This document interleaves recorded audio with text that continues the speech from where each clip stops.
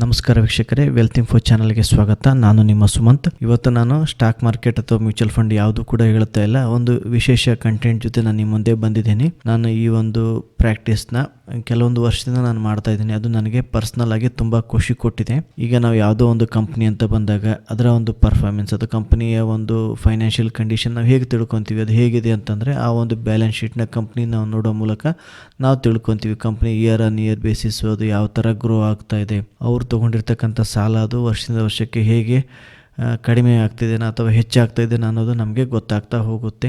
ಅವರ ಒಂದು ನೆಟ್ವರ್ತು ಹೋದ ವರ್ಷ ಎಷ್ಟಿತ್ತು, ಈ ವರ್ಷ ಎಷ್ಟಿದೆ ಅನ್ನೋದು ಕೂಡ ನಾವು ಆ ಒಂದು ಬ್ಯಾಲೆನ್ಸ್ ಶೀಟ್ನ ನಾವು ನೋಡೋ ಮೂಲಕ ನಾವು ತಿಳ್ಕೊಳ್ಬೋದು ಅವರ ಒಂದು ಕಂಪ್ನಿಯ ನೆಟ್ವರ್ತ್ ಇವತ್ತಿನ ದಿನ ಎಷ್ಟಿದೆ ಅಂತೇಳಿ. ಸೊ ಅದೇ ಥರ ನಮ್ಮ ಒಂದು ಲೈಫಲ್ಲಿ ನಮ್ಮ ಒಂದು ಫೈನಾನ್ಷಿಯಲ್ ಕಂಡೀಷನ್ನು ಕೂಡ ನಾವು ಅಪ್ಡೇಟ್ ಮಾಡ್ತಾ ಹೋದಾಗ ನಮಗೂ ಕೂಡ ಖುಷಿ ಕೊಡುತ್ತೆ. ಅದು ನಾವು ಇವತ್ತಿನ ದಿನ ಏನಾಗಿರುತ್ತೆ ಅಂತಂದರೆ, ನಮಗೆ ಒಂದು ಲ್ಯಾಂಡಲ್ಲಿ ಇನ್ವೆಸ್ಟ್ಮೆಂಟ್ ಮಾಡಿರ್ತೀವಿ, ಗೋಲ್ಡಲ್ಲಿ ಇನ್ವೆಸ್ಟ್ಮೆಂಟ್ ಮಾಡ್ತೀವಿ, ಅಲ್ಲೂ ಮಾಡಿರ್ತೀವಿ, ಎಲ್ಲ ಕಡೆ ಮಾಡ್ತಾ ಇರ್ತೀವಿ.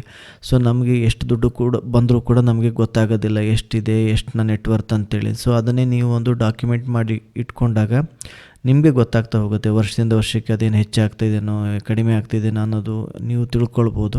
ಸೊ ಇದನ್ನು ನೀವು ಆದಷ್ಟು ಇಯರ್ ಎಂಡಲ್ಲಿ ಅಪ್ಡೇಟ್ ಮಾಡ್ತಾ ಹೋಗಿ. ನಾನು ಇವತ್ತಿನ ಈ ಒಂದು ವಿಡಿಯೋದಲ್ಲಿ ನಾನು ನಿಮಗೆ ಶೇರ್ ಮಾಡ್ತಾ ಹೋಗ್ತೀನಿ. ನಾನು ನನ್ನದೇ ಆಗಿರ್ತಕ್ಕಂಥ ಒಂದು ಬ್ಯಾಲೆನ್ಸ್ ಶೀಟ್ನ ನಾನು ಮೇಂಟೈನ್ ಮಾಡ್ತಾ ಇದ್ದೀನಿ. ಅದನ್ನ ಗೂಗಲ್ ಡ್ರೈವ್ಗೆ ಅಪ್ಲೋಡ್ ಮಾಡಿ ಅಲ್ಲಿ ನಾನು ಅಪ್ಡೇಟ್ ಮಾಡ್ತಾ ಇರ್ತೀನಿ. ನನಗೆ ಬರ್ತಕ್ಕಂಥ ಪ್ರತಿಯೊಂದು ಇನ್ಕಮ್ನು ಕೂಡ ನಾನು ಅಲ್ಲಿ ಅಪ್ಡೇಟ್ ಮಾಡ್ತೀನಿ. ಡಿವಿಡೆಂಡ್ ಇನ್ಕಮ್ ಆಗಿರ್ಬೋದು, ಬೇರೆ ಬೇರೆ ಇನ್ಕಮ್ಗಳು ನನಗೇನು ಬರ್ತಾಯಿದೆ ಎಲ್ಲವನ್ನೂ ಕೂಡ ನಾನು ಅಪ್ಡೇಟ್ ಮಾಡ್ತಾ ಹೋಗ್ತಾ ಇದ್ದೀನಿ. ಸೊ ವರ್ಷದಿಂದ ವರ್ಷಕ್ಕೆ ಎಲ್ಲಿ ನನಗೆ ಕಡಿಮೆ ಆಗ್ತಾಯಿದೆ, ಎಲ್ಲಿ ನನಗೆ ಹೆಚ್ಚಾಗ್ತಾಯಿದೆ ಅನ್ನೋದು ನನಗೆ ಗೊತ್ತಾಗ್ತಾ ಹೋಗುತ್ತೆ. ಬಟ್ ಇವತ್ತಿನ ದಿನ ನಿಮಗೆ ಒಂದು ಸಿಂಪಲ್ ಫಾರ್ಮೇಟ್ನ ನಾನು ನಿಮ್ಮ ಮುಂದೆ ಶೇರ್ ಮಾಡ್ತಾ ಇದ್ದೀನಿ. ಸೊ ನೀವು ಕೂಡ ನಿಮ್ಮದೇ ಆಗಿರ್ತಕ್ಕಂಥ ಬೇರೆ ಬೇರೆ ಎಕ್ಸೆಲ್ಸ್ನ ನೀವು ಪ್ರಿಪೇರ್ ಮಾಡಿ ಅದನ್ನು ಮೇಂಟೈನ್ ಮಾಡ್ಬೋದು. ಸೊ ನೀವು ಅರ್ಥ ಮಾಡ್ಕೋಬೋದು, ಅದರಿಂದ ನಿಮಗೆ ಭಾಳಷ್ಟು ಇನ್ಫಾರ್ಮೇಷನ್ ನಿಮಗೆ ತಿಳಿತಾ ಹೋಗುತ್ತೆ. ಸೊ ನನ್ನ ಒಂದು ಸ್ಯಾಂಪಲ್ ಎಕ್ಸೆಲ್ ನಾನು ನಿಮಗೆ ಇಲ್ಲಿ ತೋರಿಸಿದ್ದೀನಿ. ಇದು ಎಕ್ಸೆಲ್ ಅಂತೇನಿಲ್ಲ, ನಿಮ್ಮ ಕೈಲಿ ಎಕ್ಸೆಲ್ ಮೇಂಟೈನ್ ಮಾಡೋಕ್ಕಾಗಿಲ್ಲ ಅಂದರೆ ಈವನ್ ನೀವು ಒಂದು ಬುಕ್ಕಲ್ಲೂ ಕೂಡ ಬರೆದಿಟ್ಕೊಂತ ಕೂಡ್ಬೋದು. ವರ್ಷದಿಂದ ವರ್ಷಕ್ಕೆ ಅಲ್ಲಿ ನೀವು ಅಪ್ಡೇಟ್ ಮಾಡ್ಬೋದು. ಇಲ್ಲ ನೀವು ಕಂಪ್ಯೂಟ್ರಲ್ಲಿ ಕೂಡ ನೀವು ಒಂದು ಎಕ್ಸೆಲ್ನ ಮೇಂಟೈನ್ ಮಾಡ್ಬೋದು. ಅದನ್ನು ಅಥವಾ ಗೂಗಲ್ ಡ್ರೈವ್ಗೆ ಅಪ್ಡೇಟ್ ಮಾಡಿ ಅಲ್ಲೇ ನೀವು ಅಪ್ಡೇಟ್ ಮಾಡ್ತಾ ಹೋಗ್ಬೋದು. ವೀಕ್ಷಕರೇ, ನಾನು ನಿಮ್ಮ ಮುಂದೆ ಒಂದು ಸ್ಯಾಂಪಲ್ ಫಾರ್ಮೆಟ್ನ ನಾನು ನಿಮ್ಮ ಮುಂದೆ ಶೇರ್ ಮಾಡಿದ್ದೀನಿ. ನಿಮ್ಮ ಒಂದು ನೆಟ್ವರ್ಕ್ ಅಂದರೆ ಇವತ್ತಿನ ನೀವು ಎಷ್ಟು ಬೆಲೆ ಬಾಳ್ತೀರಿ ಅನ್ನೋದನ್ನು ನೀವು ಈ ಒಂದು ಎಕ್ಸೆಲ್ ಮೂಲಕ ನೀವು ಕಂಡುಹಿಡ್ಕೋಬೋದು. ನಿಮಗೆ ಇದರಲ್ಲಿ ಇನ್ನೂ ಹೆಚ್ಚಿನ ಮಾಡಿಫೈ ಕೂಡ ನೀವು ಮಾಡ್ಕೋಬೋದು. ಈ ಒಂದು ಎಕ್ಸೆಲ್ ನಾನು ನಮ್ಮ ಒಂದು ಟೆಲಿಗ್ರಾಮ್ ಚಾನಲಲ್ಲಿ ನಾನು ಅಪ್ಲೋಡ್ ಮಾಡಿರ್ತೀನಿ. ನಿಮ್ಮ ವೀಡಿಯೋ ಕೆಳಗಡೆ ಡಿಸ್ಕ್ರಿಪ್ಷನಲ್ಲಿ ನಾನು ಒಂದು ಲಿಂಕ್ನ ಹಾಕಿರ್ತೀನಿ. ಅಲ್ಲಿ ನಿಮಗೆ ಈ ಒಂದು ಎಕ್ಸೆಲ್ ಸಿಗುತ್ತೆ. ಅಲ್ಲಿಂದ ನೀವು ಡೌನ್ಲೋಡ್ ಮಾಡಿಕೊಂಡು ನೀವು ಕೂಡ ಅಪ್ಡೇಟ್ ಮಾಡ್ಬೋದು. ಇಲ್ಲಿ ನಾನು ಫಸ್ಟು ಮಂತ್ಲಿ ಇನ್ಕಮಿಂದ ಸ್ಟಾರ್ಟ್ ಮಾಡಿದ್ದೀನಿ. ಅಂದರೆ ನಮಗೆ ತಿಂಗಳ ಎಷ್ಟು ಇನ್ಕಮ್ ಬರ್ತಾಯಿದೆ, ಎಷ್ಟು ನಾವು ಖರ್ಚು ಮಾಡ್ತಾಯಿದ್ದೀವಿ, ಎಷ್ಟು ಉಳಿಸ್ತಾ ಇದ್ದೀವಿ ಅನ್ನೋದು ನಾವು ಒಂದು ಅಂದಾಜು ನಮಗೆ ತಿಳ್ಕೊಬೋದು ಇದರಿಂದ. ಇವಾಗ ನಾನು ಸ್ಯಾಲ್ರಿ 1 ಲಕ್ಷ ಅಂತ ತೊಗೊಂಡಿದ್ದೀನಿ. ರೆಂಟಲ್ಲಿ ನಮ್ಗೆ ಬೇರೆ ಯಾವುದೋ ಒಂದು ಮನೆ ಇದೆ ಬೇರೆ ಊರಲ್ಲಿ. ಸೊ ಅಲ್ಲಿಂದ ನಮಗೊಂದು 5,000 ರೂಪಾಯಿ ರೆಂಟಲ್ ಬರ್ತಾಯಿದೆ. ಇದೇ ಥರ ನಿಮ್ಮದು ಬೇರೆ ಬೇರೆ ನಿಮ್ಗೆ ಯಾವುದಾದ್ರೂ ತಿಂಗಳ ಇನ್ಕಮ್ ಬರ್ತಾಯಿದ್ರೆ ನೀವು ಇಲ್ಲಿ ಅಪ್ಡೇಟ್ ಮಾಡಿ. ಸೊ ಇಲ್ಲಿ ನಮ್ಮದು ಮಂತ್ಲಿ ಇನ್ಕಮ್ ಬಂದ್ಬಿಟ್ಟು 1,05,000 ರೂಪಾಯಿ ಆಯಿತು.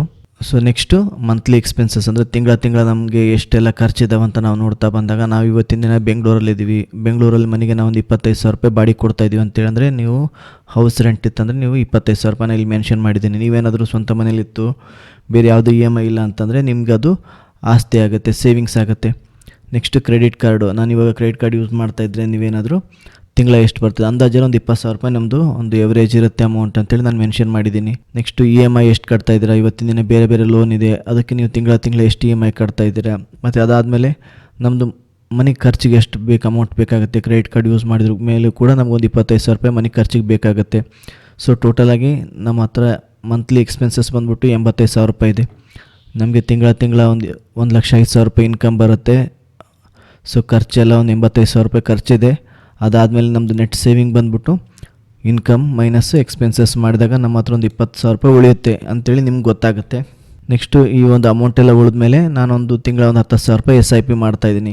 ಈ SIP ಎಲ್ಲ ಮಾಡಿದ ಮೇಲೆ ನಮ್ಮ ಮನೆ ಖರ್ಚೆಲ್ಲ ಆದಮೇಲೆ ನನ್ನ ಹತ್ರ ಒಂದು 10,000 ರೂಪಾಯಿ ಉಳಿಯುತ್ತೆ ಅಂತೇಳಿ ನಿಮಗೆ ಈ ಒಂದು ಮಂತ್ಲಿ ಇನ್ಕಮ್ ಮತ್ತು ಎಕ್ಸ್ಪೆನ್ಸಸ್ನ ನಾವು ಅಪ್ಡೇಟ್ ಮಾಡೋದ್ರಿಂದ ನಮಗೆ ಗೊತ್ತಾಗ್ತಾ ಹೋಗುತ್ತೆ. ಸೊ ನೀವು ಇಲ್ಲಿ ಇಂಪ್ರೂವ್ ಮಾಡ್ಕೊತ ಹೋಗ್ಬೋದು. ಇಯರ್ ಆನ್ ಇಯರ್ ಬೇಸಿಸಲ್ಲಿ ಹೆಚ್ಚು ಇನ್ವೆಸ್ಟ್ಮೆಂಟ್ ಮಾಡಬೇಕಂತಂದರೆ ಸಾಲವನ್ನು ನೀವು ಕಡಿಮೆ ಮಾಡ್ತಾ ಹೋಗಬೇಕಾಗತ್ತೆ. ಕ್ರೆಡಿಟ್ ಕಾರ್ಡ್ ಯೂಸ್ ಮಾಡೋದು ಕಡಿಮೆ ಮಾಡಬೇಕಾಗತ್ತೆ. ಸೊ ಈ ಥರ ಮಾಡ್ಕೊತ ಹೋದಾಗ ಮತ್ತು ಬೇರೆ ಬೇರೆ ಏನಾದರೂ ಇನ್ಕಮ್ ಏನಾದರೂ ಇಲ್ಲೂ ಕೂಡ ನಿಮ್ಮ ಸ್ಯಾಲ್ರಿ ಏನಾದರೂ ಹೆಚ್ಚಾಯಿತು ಅಂದರೆ ನಿಮ್ಮ ಸೇವಿಂಗ್ಸ್ ಕೂಡ ಹೆಚ್ಚಾಗ್ತಾ ಹೋಗುತ್ತೆ. ಹಾಗೆ ಹೆಚ್ಚು ಇನ್ವೆಸ್ಟ್ಮೆಂಟ್ ಕೂಡ ನೀವು ಮಾಡ್ತಾ ಹೋಗ್ಬೋದು. ಸೊ ಇದು ತಿಂಗಳದ್ದು ನೀವು ಈ ಥರ ಅಪ್ಡೇಟ್ ಮಾಡ್ತಾ ಹೋದರೆ ನಿಮ್ಗೊಂದು ಗೊತ್ತಾಗ್ತಾ ಹೋಗುತ್ತೆ ಒಂದು ಅಪ್ರಾಕ್ಸಿಮೇಟ್ಲಿ ನಾನು ಎಷ್ಟು ಎಕ್ಸ್ಪೆನ್ಸಸ್ ಇದೆ, ಎಷ್ಟು ನಾನು ಸೇವ್ ಮಾಡ್ಬೋದು ಅಂತೇಳಿ. ಸೊ ಅದೇ ಥರ ನಾನಿಲ್ಲಿ ನಮ್ಮದು ನೆಟ್ವರ್ಕ್ನ ಯಾವ ಥರ ಕಂಡು ಹಿಡಿಬೋದು ಅಂತೇಳಿ ನಾನು ನಿಮಗೆ ತೋರಿಸ್ತಾ ಇದ್ದೀನಿ. ಇಲ್ಲಿ ಅಸೆಟ್ ಅಂದರೆ ಆಸ್ತಿ, ಲಯಬಿಲಿಟಿ ಅಂದರೆ ಸಾಲ, ಇವಾಗ ನಮ್ಮದು ಬೇರೆ ಬೇರೆ ಬ್ಯಾಂಕಲ್ಲಿ ಅಕೌಂಟ್ಗಳಿರ್ತವೆ. ಸೊ ಓವರಾಲ್ ಎಲ್ಲ ಯಾವ ಬ್ಯಾಂಕಲ್ಲಿ ಎಷ್ಟೆಷ್ಟು ಸೇವಿಂಗ್ಸ್ ಇದೆ ಇವತ್ತಿನ ದಿನ ಅನ್ನೋದನ್ನು ನಾನು ಕ್ಯಾಲ್ಕುಲೇಟ್ ಮಾಡ್ಕೊಂಡು ಒಂದು 70,000 ಅಂತ ಅಂದ್ಕೊಂಡಿದ್ದೀನಿ. ಸೊ ಅದೇ ಥರ ನೀವು ಬೇರೆ ಕಡೆ ಇನ್ವೆಸ್ಟ್ಮೆಂಟ್ ಮಾಡಿರ್ತೀರ, ಸ್ಟಾಕ್ಸು, ಮ್ಯೂಚುವಲ್ ಫಂಡು, ಅದ್ರ ಇವತ್ತಿನ ದಿನ ಎಷ್ಟು ನೆಟ್ವರ್ತ್ ಇದೆ ಅದರದ್ದು ಇವತ್ತಿನ ದಿನ ಅಂತಂದರೆ 18 ಲಕ್ಷ ಇದೆ ಅದರದ್ದು ಇನ್ವೆಸ್ಟ್ಮೆಂಟು ಪ್ಲಸ್ ರಿಟರ್ನ್ ಸೇರಿ. ಅದನ್ನು ನಾನಿಲ್ಲಿ ಅಪ್ಡೇಟ್ ಮಾಡಿದ್ದೀನಿ. ಇವತ್ತು ನಾವು ಸೆಲ್ ಮಾಡೋಕ್ಕೆ ಹೋದರೆ ಸೊ ಇದನ್ನು ನೀವು ಇಯರ್ ಎಂಡಲ್ಲಿ ಅಪ್ಡೇಟ್ ಮಾಡ್ತಾ ಹೋಗಿ, ಈ ವರ್ಷ ಇಯರ್ ಎಂಡಲ್ಲಿ ಅಪ್ಡೇಟ್ ಮಾಡಿ, ಮತ್ತು ನೆಕ್ಸ್ಟ್ ಇಯರ್ ಅಪ್ಡೇಟ್ ಮಾಡ್ತಾ ಹೋಗಿ. ಸೊ ಇಲ್ಲಿ ನಿಮ್ಮ ಒಂದು ನೆಟ್ವರ್ಕ್ನ ನೀವು ಅಪ್ಡೇಟ್ ಮಾಡ್ತಾ ಹೋಗಿ. 2025 ಇಷ್ಟಿದೆ, 2026 ಏನಾಯಿತು, ಹೆಚ್ಚಾಯಿತಾ ಅಥವಾ ಕಡಿಮೆ ಆಯಿತಾ ಅನ್ನೋದು ನಿಮ್ಗೆ ಗೊತ್ತಾಗ್ತಾ ಹೋಗುತ್ತೆ. ಸೊ ಅದೇ ಥರ ನೀವು ಗೋಲ್ಡಲ್ಲೂ ಕೂಡ ಬೈ ಮಾಡಿರ್ತೀರ, ನಿಮ್ಮ ಹತ್ರ ಗೋಲ್ಡ್ ಇರುತ್ತೆ. ಇವತ್ತಿನ ನನ್ನ ಹತ್ರ ಇರ್ತಕ್ಕಂಥ ಗೋಲ್ಡ್ ನೆಟ್ವರ್ತ್ ಎಷ್ಟಿದೆ ಅನ್ನೋದು ಕೂಡ ನೀವು ಕೂಡ ಕ್ಯಾಲ್ಕುಲೇಟ್ ಮಾಡಿ ನೋಟ್ ಡೌನ್ ಮಾಡ್ಕೊಳ್ಳಿ. ಇವಾಗ ಒಂದು 10, 11, 12 ಸಾವಿರ ರೂಪಾಯಿ ಇದೆ 1 ಗ್ರಾಮಿಗೆ. ನೀವು ಒಂದು 10,000 ಅಂತ ಒಂದು ಎಕ್ಸಾಂಪಲ್ ತೊಗೊಂಡು, ನಾನು ಇವತ್ತಿನ ನಮ್ಮ ಹತ್ರ 100 ಗ್ರಾಮ್ ಗೋಲ್ಡ್ ಇದೆ. ಸೊ ಇಂಟು 10,000 ಮಾಡಿದಾಗ ಒಂದು 10 ಲಕ್ಷ ಅಂತೇಳಿ ನಾನಿಲ್ಲಿ ಅಪ್ರಾಕ್ಸಿಮೇಟ್ ಅಮೌಂಟ್ನ ನಾನಿಲ್ಲಿ ಆ್ಯಡ್ ಮಾಡಿದ್ದೀನಿ. ನೀವು ಕೂಡ ಇದನ್ನ ಅಪ್ಡೇಟ್ ಮಾಡ್ಕೋಬೋದು. ನಮ್ಮದೊಂದು ಸೈಟ್ ಇದೆ, 2 ಸೈಟ್ ಇದೆ ಅಂತ ಅನ್ಕೋಣ. ಒಂದು 20 ಲಕ್ಷದ್ದು ಇವತ್ತಿನ ಇನ್ನೊಂದು 30 ಲಕ್ಷ ಬೆಲೆ ಬಾಳ್ತಾಯಿದೆ. ಇವತ್ತು ನಾನು ಮಾರಕ್ಕೆ ಹೋದರೆ 2 ಸೇರಿ ಅದು 50 ಲಕ್ಷ ಆಗುತ್ತೆ. ನೆಕ್ಸ್ಟ್ ಇಯರಿಗೆ ಅದು ಇನ್ನೂ ಕೂಡ ಹೆಚ್ಚಾಗಿತ್ತಂದರೆ ನೀವು ನೆಕ್ಸ್ಟ್ ಇಯರ್ ಇದನ್ನೇ ಅಪ್ಡೇಟ್ ಮಾಡಿ, ನಿಮ್ಮ ಒಂದು ನೆಟ್ವರ್ಕ್ನ ಇಲ್ಲಿ ಅಪ್ಡೇಟ್ ಮಾಡ್ತಾ ಹೋಗಿ, ಇನ್ನೂ ಹೆಚ್ಚಾಗ್ತಾ ಹೋಗುತ್ತೆ. ಇವಾಗ ನಾನು ಬೇರೆ ಬೇರೆ ಬ್ಯಾಂಕಲ್ಲಿ ಒಂದು 5 ಲಕ್ಷ ರೂಪಾಯಿ FD ಮಾಡಿಸಿದ್ದೀನಿ ಅಂತಂದರೆ FD ಅಮೌಂಟ್ನು ಕೂಡ ಇಲ್ಲಿ ಮೆನ್ಷನ್ ಮಾಡಿ. ಸೊ ನೆಕ್ಸ್ಟ್ ಅದೇ ಥರ ಇಲ್ಲಿ ನಾನು ಲೋನು, ನೀವೇನಾದರೂ ಗೋಲ್ಡ್ ಲೋನ್ ತೊಗೊಂಡಿದ್ರೆ ಒಂದು 5 ಲಕ್ಷ ರೂಪಾಯಿ ನಂದು ಗೋಲ್ಡ್ ಲೋನ್ ಇದೆ ಅಂತಂದರೆ ಗೋಲ್ಡ್ ಲೋನ್ ಮೆನ್ಷನ್ ಮಾಡಿ. ಪರ್ಸ್ನಲ್ ಲೋನ್ನ ಇಲ್ಲಿ ಮೆನ್ಷನ್ ಮಾಡಿದ್ದೀನಿ. ಎಲ್ಲ ಎಕ್ಸಾಂಪಲ್ಗೆ ಒಂದು 7,50,000 ರೂಪಾಯಿ ನಂದು ಪರ್ಸ್ನಲ್ ಲೋನ್ ಇದೆ. ಸೊ ನೀವು ಲೋನ್ ಎಲ್ಲ ಕಡಿಮೆ ಮಾಡ್ತಾ ಹೋದಂಗೆಲ್ಲ ನಿಮ್ಮ ಒಂದು ನೆಟ್ ವರ್ತ್ ಅಥವಾ ನಿಮ್ಮ ನೆಟ್ ಅಸೆಟ್ ಅನ್ನೋದೇನಿದೆಯಲ್ಲ ಅದು ಹೆಚ್ಚಾಗ್ತಾ ಹೋಗುತ್ತೆ. ನೆಕ್ಸ್ಟು ನಿಮ್ಮದು ಕಂಪ್ನಿದು PF ಇರುತ್ತೆ. ನಿಮ್ಮ ಒಂದು ಸ್ಯಾಲ್ರಿಯಿಂದನೂ ಕೂಡ ಒಂದು ಸ್ವಲ್ಪ ಅಮೌಂಟ್ನ ಡಿಡಕ್ಟ್ ಮಾಡ್ಕೊತಾರೆ, ಮತ್ತು ಕಂಪ್ನಿಯವರು ಕೂಡ ಕಾಂಟ್ರಿಬ್ಯೂಷನ್ ಮಾಡಿ ಅದು ಎವ್ರಿ ಮಂತ್ ಅದು ಅಪ್ಡೇಟ್ ಆಗ್ತಾ ಹೋಗುತ್ತೆ. ಸೊ PFನೂ ಕೂಡ ನೀವು ಅಪ್ಡೇಟ್ ಮಾಡಿ, ಇಯರ್ ಎಂಡಲ್ಲಿ ನಿಮ್ಮದು PF ಎಷ್ಟಿದೆ ಅಂತೇಳಿ. ಸೊ ಅವೆಲ್ಲವೂ ಬಂದ್ಬಿಟ್ಟು ನಿಮ್ಮದು ಆಸ್ತಿ ಆಗುತ್ತೆ. ಸೊ ನಮ್ಮದು ಅಸೆಟ್ಟು ಮತ್ತು ಲಯಬಿಲಿಟಿ, ಸಾಲ ಇವಾಗ ಬಂದ್ಬಿಟ್ಟು 12 ಲಕ್ಷ ಇದೆ. ಟೋಟಲ್ 88,70,000 ರೂಪಾಯಿ ನಮ್ಮ ಹತ್ರ ಆಸ್ತಿ ಇದೆ. ಒಂದು 12,50,000 ರೂಪಾಯಿ ಸಾಲ ಇದೆ ಅಂತಂದಾಗ ನಮ್ಮ ಒಂದು ನೆಟ್ವರ್ತ್ ಬಂದ್ಬಿಟ್ಟು ಇವತ್ತಿನ ದಿನ ಎಷ್ಟು ಬೆಲೆ ಬಾಳ್ತೀವಿ ನಾವು ಅಂತಂದರೆ 76,20,000 ರೂಪಾಯಿ ನಮ್ಮ ಒಂದು ನೆಟ್ವರ್ತ್ ಇದೆ. ಇದು 2025 ನಾನು ಇಲ್ಲಿ ಮೆನ್ಷನ್ ಮಾಡಿದ್ದೀನಿ. ಅದೇ ಥರ ನೀವು ಈಗ ಈ ವರ್ಷ ನೀವು ಅಪ್ಡೇಟ್ ಮಾಡಿ 2025ಕ್ಕೆ 26ಕ್ಕೆ ಇನ್ನೂ ಹೆಚ್ಚು ಮಾಡೋದಕ್ಕೆ ನೀವು ಟ್ರೈ ಮಾಡಿ. 76ರಿಂದ 1 ಕೋಟಿ ಆಗೋದಕ್ಕೆ ನೀವು ಟ್ರೈ ಮಾಡಿ. ಸೊ ಈ ಥರ ಒಂದು ಗುರಿ ಇಟ್ಕೊಂಡು ನೀವು ಇನ್ವೆಸ್ಟ್ಮೆಂಟ್ ಮಾಡ್ಕೊತ ಹೋಗಿ, ಎಲ್ಲೆಲ್ಲಿ ನೀವು ಚೇಂಜಸ್ನ ಮಾಡಬೇಕಾದ್ರ ಕಡೆ ಟ್ರೈ ಮಾಡಿ. ಆದಷ್ಟು ನೀವು ಸಾಲ ಮುಕ್ತರಾಗೋದಕ್ಕೆ ಟ್ರೈ ಮಾಡಿ. ಆ ಒಂದು ಲೈಫು ತುಂಬ ಆರಾಮಾಗಿರುತ್ತೆ. ಓಕೆ, ನೆಕ್ಸ್ಟು ನಾನು ಇನ್ನೊಂದು ಎಕ್ಸೆಲನ್ನು ನಿಮಗೆ ಶೇರ್ ಮಾಡ್ತೀನಿ. ಇದು ಬಂದ್ಬಿಟ್ಟು ಜಸ್ಟ್ ನಮ್ಮದು ಇವಾಗ ಇನ್ವೆಸ್ಟ್ಮೆಂಟ್ ಮಾಡ್ತಾ ಇರ್ತೀವಿ ಬೇರೆ ಬೇರೆ ಡಿಮ್ಯಾಟ್ ಅಕೌಂಟಲ್ಲಿ. ಸೊ ಅದು ಇಯರ್ ಆನ್ ಇಯರ್ ಬೇಸಿಸಲ್ಲಿ ಏನು ಚೇಂಜಸ್ ಆಗ್ತಾಯಿದೆ ಅನ್ನೋದು ನೀವು ಇಲ್ಲಿ ಇದ್ರ ಮೂಲಕ ನೀವು ತಿಳ್ಕೊಬೋದು. ಇದನ್ನು ನಾನು ಭಾಳ ವರ್ಷದಿಂದ ನಾನು ಮಾಡ್ಕೊತ ಬಂದಿದ್ದೀನಿ.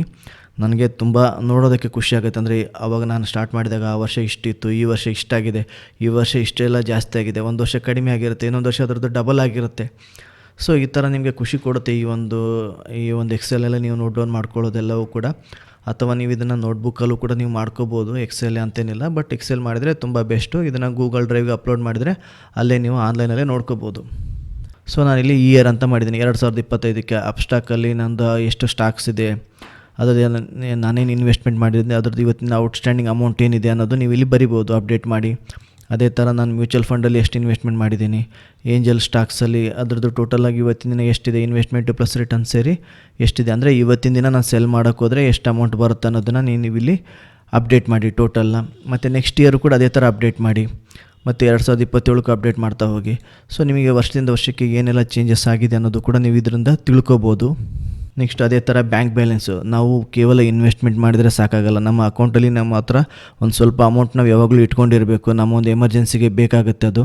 ಸೊ ನಿಮ್ಮ ಬೇರೆ ಬೇರೆ ಅಕೌಂಟಲ್ಲಿ ಎಷ್ಟಿದೆ ಅಮೌಂಟ್ ಅನ್ನೋದು, ನೀವು ಈ ವರ್ಷದ ಎಷ್ಟಿದೆ, ನೆಕ್ಸ್ಟ್ ಇಯರ್ ಎಷ್ಟಿದೆ, ಯಾವುದರಲ್ಲಿ ಹೆಚ್ಚಾಗ್ತಾ ಇದೆ ಅನ್ನೋದು ನೀವು ಇಲ್ಲಿ ಅಪ್ಡೇಟ್ ಮಾಡ್ಕೋಬೋದು. ಹೋದ ವರ್ಷ ಎಷ್ಟಿತ್ತು, ಈ ವರ್ಷ ಏನು ಕಡಿಮೆ ಆಗಿದೆ ಅಥವಾ ಹೆಚ್ಚಾಗಿದೆ ಅನ್ನೋದು ಕೂಡ ಈ ಮೂಲಕ ನೀವು ತಿಳ್ಕೊಬೋದು. ನೀವೇನಾದರೂ ಅವಾಗ FD ಮಾಡ್ತಾಯಿದ್ರೆ ಅದನ್ನು ಕೂಡ ನೀವು ನೋಟ್ ಡೌನ್ ಮಾಡ್ಕೊಳ್ಳಿ. ಈ ವರ್ಷ ಇಷ್ಟು ಅಮೌಂಟಿಂದ ನಾನು FD ಮಾಡಿದೆ, ಈ ವರ್ಷ ಇಷ್ಟು ಅಮೌಂಟು ಕಡಿಮೆ ಆಯಿತು. ಆ ಥರ ನಿಮಗೆ ಒಂದು ಅಮೌಂಟ್ ನಿಮಗೆ ಕ್ಯಾಲ್ಕುಲೇಷನ್ ಸಿಗುತ್ತೆ ಇಲ್ಲಿ ನಾನು ಬ್ಯಾಂಕ್ FD ಬರ್ದಿದ್ದೀನಿ, HDFC, ಆ್ಯಕ್ಸಿಸು, ಕೊಟ್ಯಾಂಕ್ SBIದಲ್ಲಿ ಮತ್ತು ಪೋಸ್ಟ್ ಆಫೀಸಲ್ಲಿ ಇಷ್ಟು ಅಮೌಂಟನ್ನು ಇಟ್ಟಿದ್ದೀನಿ FD. ಸೊ ಟೋಟಲ್ ಇಷ್ಟಿದೆ ಇವತ್ತಿನ ದಿನ.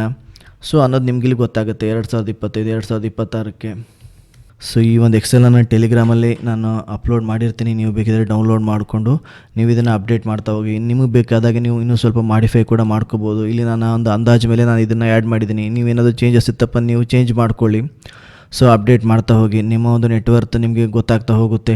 ಯಾವುದರಲ್ಲಿ ಚೇಂಜ್ ಮಾಡೋಣ, ಯಾವುದರಲ್ಲಿ ಕಡಿಮೆ ಮಾಡಿದರೆ ನಮಗೆ ನೆಟ್ವರ್ತ್ ಅನ್ನೋದು ಇಯರ್ ಆನ್ ಇಯರ್ ಜಾಸ್ತಿ ಆಗ್ತಾ ಹೋಗುತ್ತೆ ಅನ್ನೋದು ನಿಮ್ಗೆ ಗೊತ್ತಾಗ್ತಾ ಹೋಗುತ್ತೆ. ಈ ವರ್ಷದ್ದು ಅಮೌಂಟ್ ನಿಮಗೆ ಗೊತ್ತಾಗುತ್ತೆ. ನೆಕ್ಸ್ಟ್ ವರ್ಷಕ್ಕೆ ನೀವು ಟಾರ್ಗೆಟ್ ಮಾಡ್ಕೊಂಡು ನೀವು ಇನ್ವೆಸ್ಟ್ಮೆಂಟ್ ಮಾಡ್ಬೋದು, ಟಾರ್ಗೆಟ್ ಮಾಡ್ಕೊಂಡು ನೀವು ಸೇವಿಂಗ್ಸ್ ಮಾಡ್ಬೋದು.